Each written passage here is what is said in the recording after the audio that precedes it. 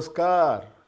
Well, friends, I heartily welcome you all to Bhim Bhashya, my audio-video podcast series on Dr. B R Ambedkar.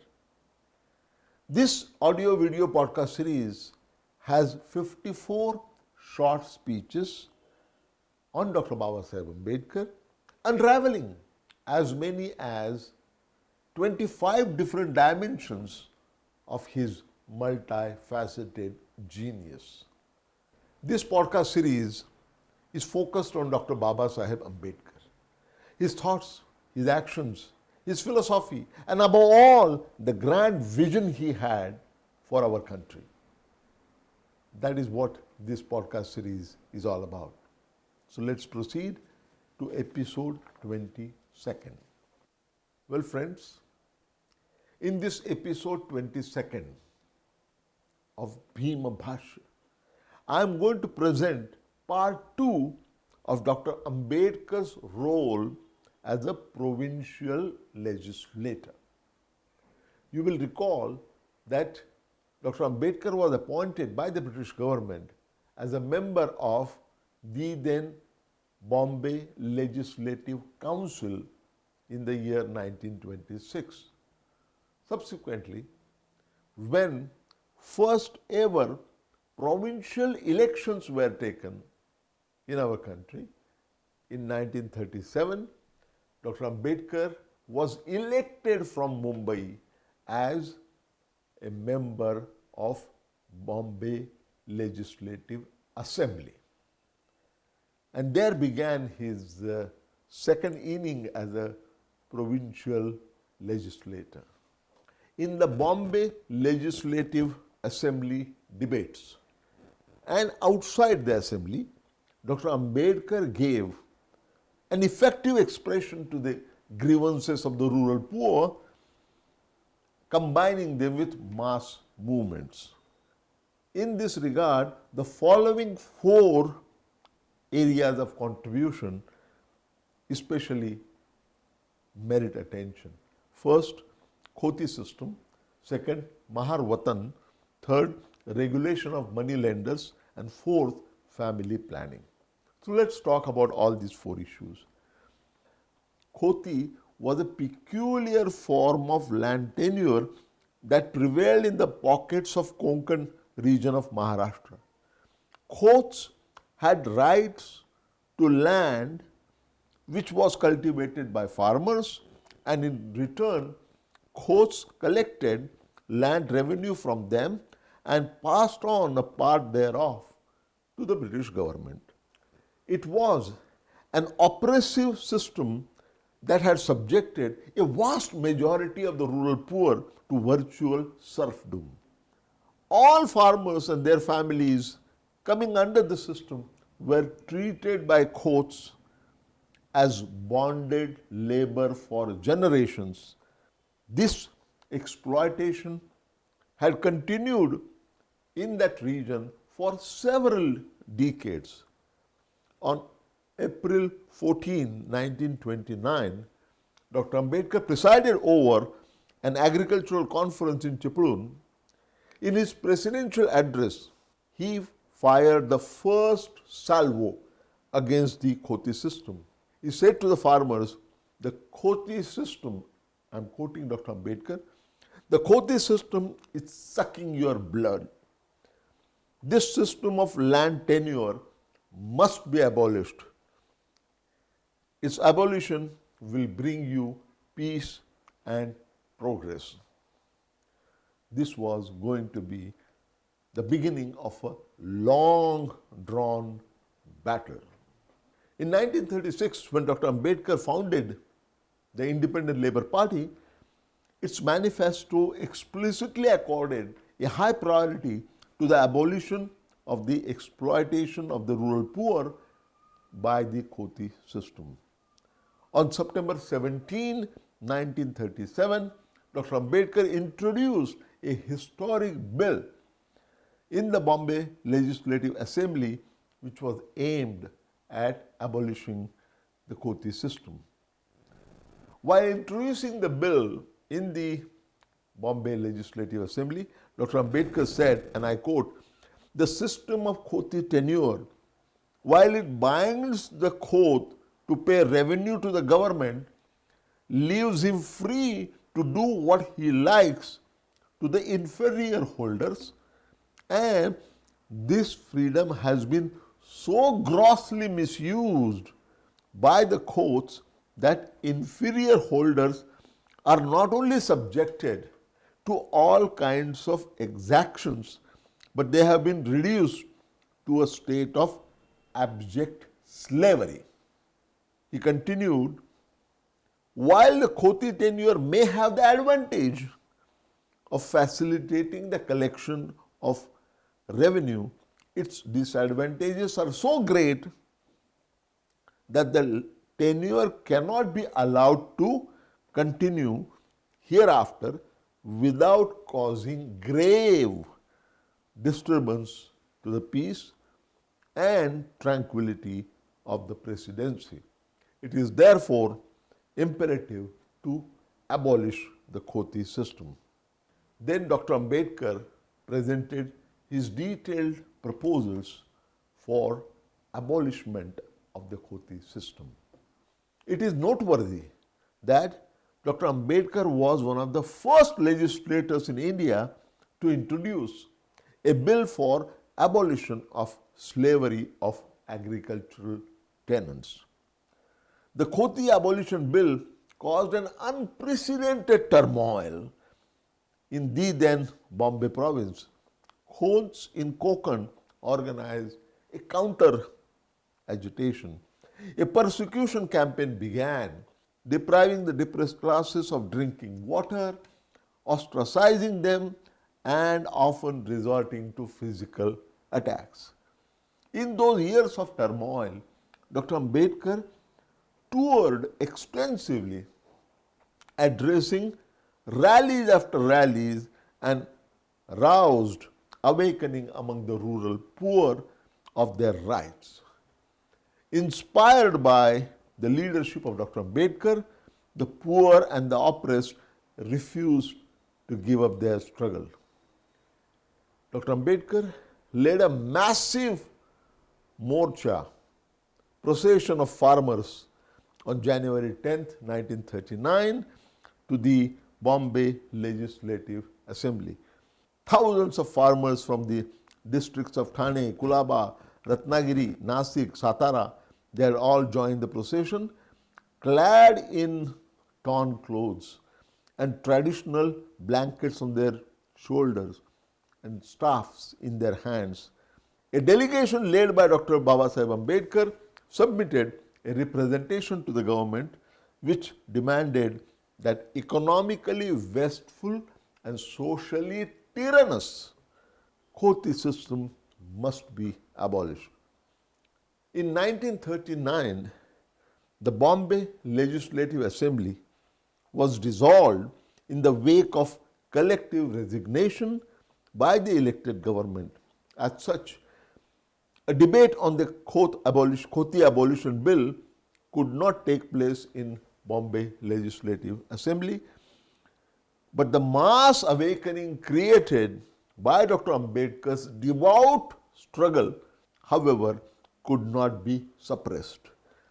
The movement led by Dr. Ambedkar had not only created an awareness among the rural poor about their rights, but had also instilled in them the courage to fight for those rights relentlessly. Not surprisingly, this movement of the rural poor, which transcended the barriers of caste and creeds, eventually culminated in the abolition of the khoti system in the year 1949. Mahar Watan was yet another form of unbridled exploitation of the rural poor. A section of the rural poor belonging to the Mahar caste were subjected to this mode of oppression, while in actuality the Mahar Watan was a form of unmitigated and inhuman exploitation. These ignorant masses were led to believe that they were watandars, landlords, and it was their right to perform the assigned duties. This belief, widespread as it was, had the unfortunate effect of making Mahars complacent. It meant loss of their self-respect, with their ambition confined to those trifling menial jobs in total disregard to their actual potential. Dr. Ambedkar took upon himself the task of breaking these shackles of servitude. During September 2nd, 1927 through December 7, 1928, he published a series of thought-provoking articles of the Mahar Watan in his paper Bahishkrut Bharat. Dr. Ambedkar also organized several meetings and conferences to educate people about the evils of Mahar Watan. On March 19, 1928, that was when he was a member of the Bombay Legislative Assembly, Dr. Ambedkar had introduced a bill in the Bombay Legislative Council to amend the Bombay Hereditary Offices Act of 1874. Moving the bill on August 3, 1928, he therefore proposed that the Watan land should be given to the holders at the full rate of assessment, and most of them should be relieved from the obligation to serve. The bill that was introduced by Dr. Ambedkar was referred to a select committee comprising 23 members of the House, and at the hands of the committee, however, the bill was transformed beyond recognition, and in despair, Dr. Ambedkar withdrew the bill on July 14, 1929. 8 years later, as a member of Bombay Legislative Assembly, on September 17, 1937, the same day on which Khote abolishing bill was presented in the Bombay Legislative Assembly, Dr. Ambedkar once again submitted a bill seeking amendment to the Hereditary Offices Act. The bill was quite similar to the one he had introduced in 1928. Dr. Ambedkar also organized mass support for the bill through a number of meetings and conferences. Unfortunately, the bill could not pass even for the second time. The persistent efforts of Dr. Babasaheb Ambedkar, however, not in vain. The Mahar Watan were finally abolished under the Bombay Inferior Village Watans Abolition Act 1 of 1959. The third major bill that Dr. Ambedkar had presented to the Bombay Legislative Assembly was about the Bombay Moneylenders Bill. Dr. Ambedkar knew the needs and sufferings of the rural poor as well as virtues and vices of the industrial workers. When he realized the extent of exploitation of these poor people at the hands of moneylenders, he prepared a bill aimed at preventing the malpractices of moneylenders. Indeed, this bill was first of its kind, recommending specific corrective measures. The Bombay Moneylenders Bill, prepared by Dr. Ambedkar way back in 1938, had some very innovative provisions, even by the prudential standards advocated today.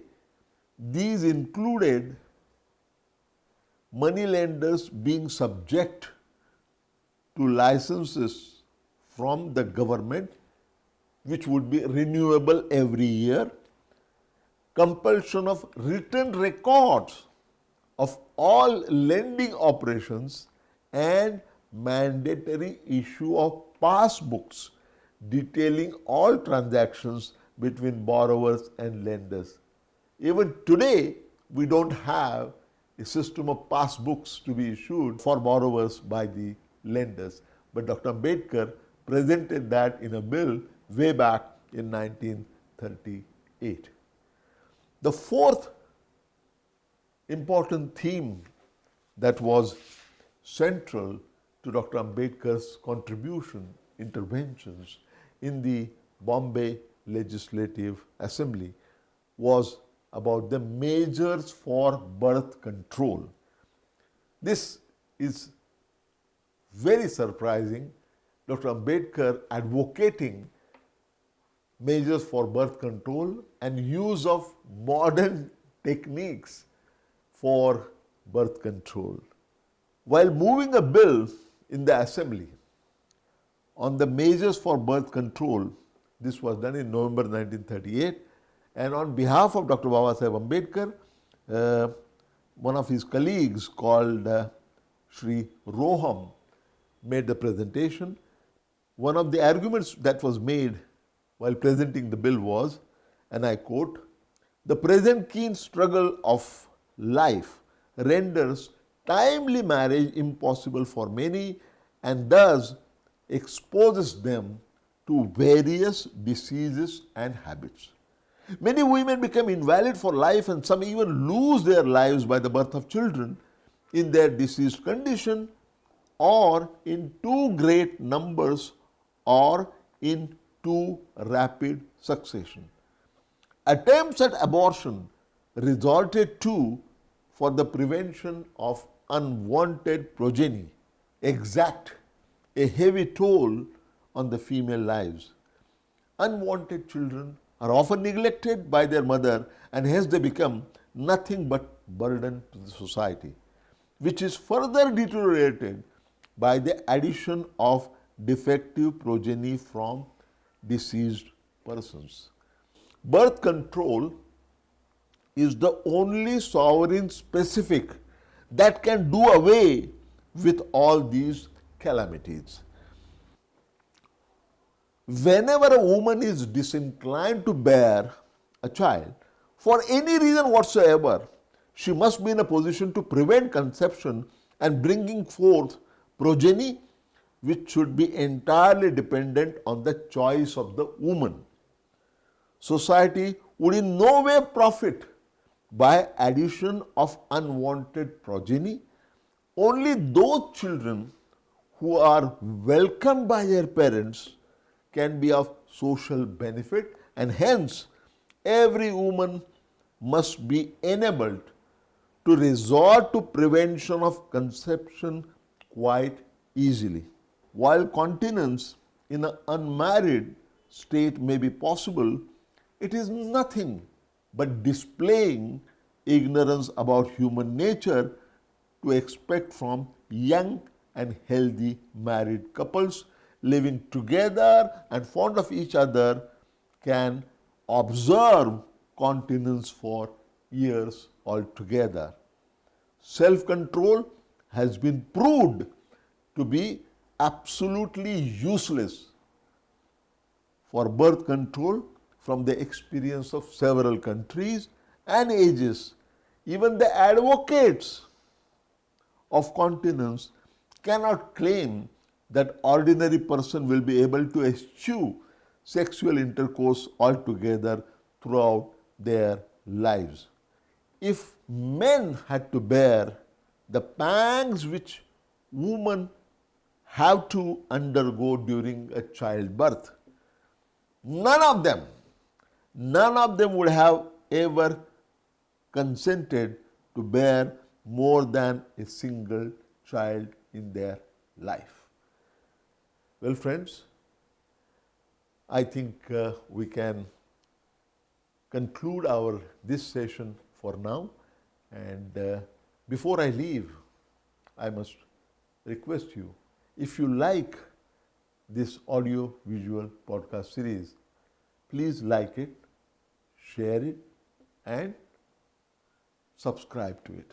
So long until we meet again real soon. Thank you. Dhanyavad. Namaskar.